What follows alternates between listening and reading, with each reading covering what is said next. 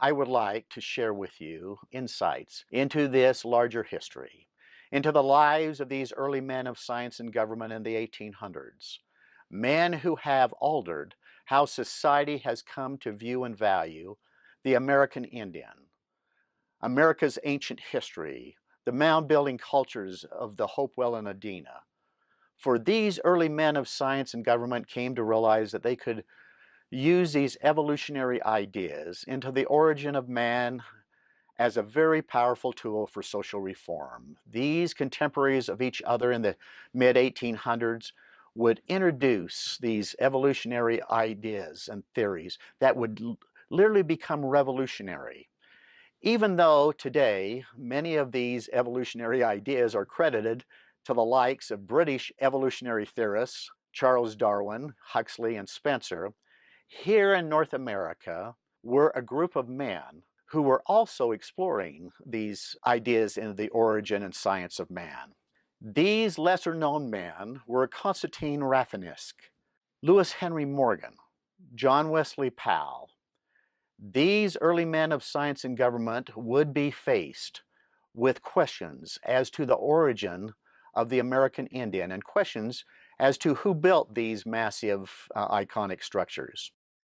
As they came to understand that how their views into the origin of the Indian and these mound-building cultures would alter society's views on who had the rights to the lands of America. A man in the 1800s that would provide great insight into America's ancient mound-building cultures and into the science of man was Constantine Samuel Rafinesque, who grew up in Marseilles, France. But after a prior visit to America, Constantine decided to settle in America in 1815. He writes of his travels that he explored much of the Ohio Valley on Penable foot. He tells that the primary object of his researches was to study the geology of the region, looking for precious metals. But something else began to attract his interest. He stated, "I went on foot through the whole of Ohio by Chillicothe, Lancaster, Zanesville, and Steubenville. It was near Chillicothe that I saw first these great pyramids and altars of the ancient nations of North America. They struck me with great astonishment and induced me to study them," unquote. As a prolific writer, Constantine authored 3-volume work, The American Nation, Ancient and Modern.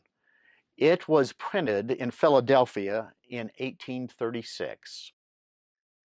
In these books, Constantine stated, "I began to study earnestly American history and archaeology of this American nation. I had met with the Oneida, the Choctaw, the Mohicans, Lenni Lenape tribes. My studies led me to view the whole of the primitive archaeology in order to obtain satisfactory results. It was Constantine who was the first to petition Congress to establish the Smithsonian, which they did in 1846. Even though some of these early men of science and government didn't like this Frenchman, his work would have a real influence on Lewis Henry Morgan, E.G. Squires, and others, for he not only brought the mounds scattered through Ohio Valley to the notice of the scientific community, but he developed a theory of evolution that predated Charles Darwin by 20 years. The department, founded by John Wesley Powell, was first seen as the science of man, exploring the origin and evolution of man along with the origin of the American Indian. As science historian John Hallard stated, the ethnologist of the 19th century thus walked an unstable course between science and assumptions. Ethnology became the means through which both scientists and social scientists sought to estimate the relative value of the races, to help to justify dynamic race legislation, providing the justification needed to not give the Indians their rights under a constitutional law. One of the men that understood this was John Wesley Powell. Powell, who also embraced these views of Native American origins and the underlying evolutionary ideas, would become one of the most powerful men in the American scientific community. He started the Bureau of Geological Surveys for the U.S. government, and then a spinoff from that was the Bureau of American Ethnology, the anthropology surveys. So his entrepreneur ability led to these two institutions within the Smithsonian, supported by the government, and was a great admirer of Morgan. Morgan also, you see, was an entrepreneur who was very successful. I mean, these are two guys that have a lot in common. Beginning in 1879, Powell as Director of Ethnology and Surveys for the Smithsonian, and Morgan, who became President of the American Association for the Advancement of Science, together created an entirely new direction for the Smithsonian. There seem to be two traditions at the Smithsonian institutions, and they vie with each other. There's the Lewis Morgan tradition, in which there is a kind of stand on the shoulders of the preceding set of peoples way of looking at life, savagism and semi-barbarism and semi-civilized and civilized and marvelous us. That's one way of looking at life. The other is the tradition that comes from Albert Gallatin, who was really the founder of the Smithsonian Institution, certainly the founder of modern ethnology and anthropology. Gallatin said, no, that's baloney.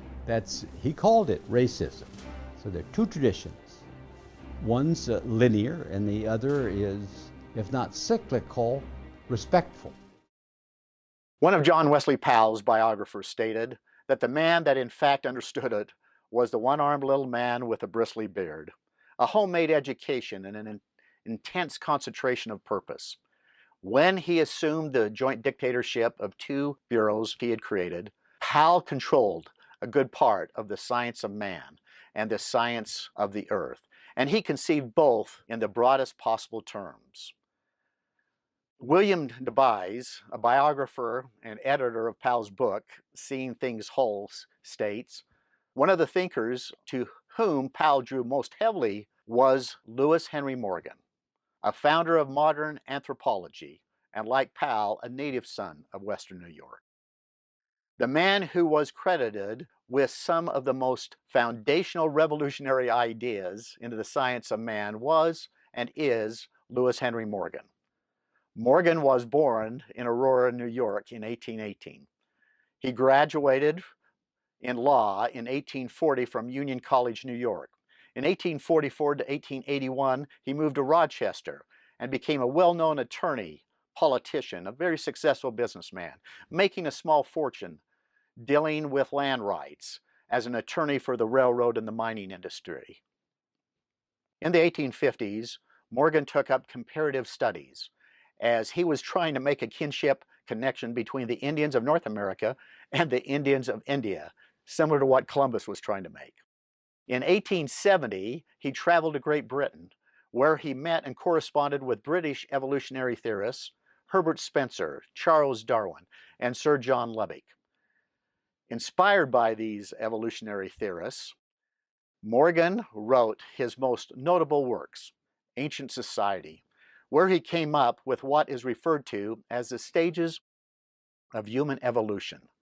That man evolved from savagery to barbarism onto civilization, seeing the Indians as savages, seeing fundamental religionists as barbaric on the progression towards civilization. It was these evolutionary scientific theories that has really paved the way for the leading proponents of manifest destiny, providing a rationale for American Indian policy and a blueprint for how to deal with the American Indian, with Morgan being credited for advancing social Darwinism in America, as he became president of the American Association for the Advancement of Science and a mentor to such notables as John Wesley Powell, Frederick Engels, and even Karl Marx. In this next clip, Dr. Kehoe shares with you some insights in the life of Lewis Henry Morgan and the cultural evolutionary ideas that he espoused. The idea of English anthropologist of his time, which is the mid-19th century, in thinking that human societies evolved into greater and greater progress towards civilization. Lewis Henry Morgan, along with Herbert Spencer, would be credited with developing theories of cultural evolution. Cultural evolution is an interesting way of viewing human cultures. I think we still have some remnants of that with us today, but at the time, people strongly believed that this was how societies came to be, that there was one way to get to the kind of pinnacle of being a human, or the most evolved human. You go through different phases. You start out as a savage, you then learn and experience things through your environment, you work with your technology increases, you become somehow more advanced and move through the stage of barbarism, and then eventually you reach the pinnacle of being an evolved human, which is civilization. Morgan's theories of cultural evolution labeled Indians as savages and some religious people as barbaric. Was very racist, but was accepted by just about all the leading intellectuals. If Morgan influenced the leading intellectuals of the day, what influenced Morgan? Contemporary Presbyterian preacher Charles Finney wrote this, quote, "Outcomes of enthusiastic religion in Western New York feed into the formation of ethnological conceptions for Morgan," unquote. One such outcome was the publication of the Book of Mormon, which claims Middle Eastern origins of the Native Americans. Morgan's ethnological conceptions would become the extreme opposite. Natives were not as evolved as those from the Old World.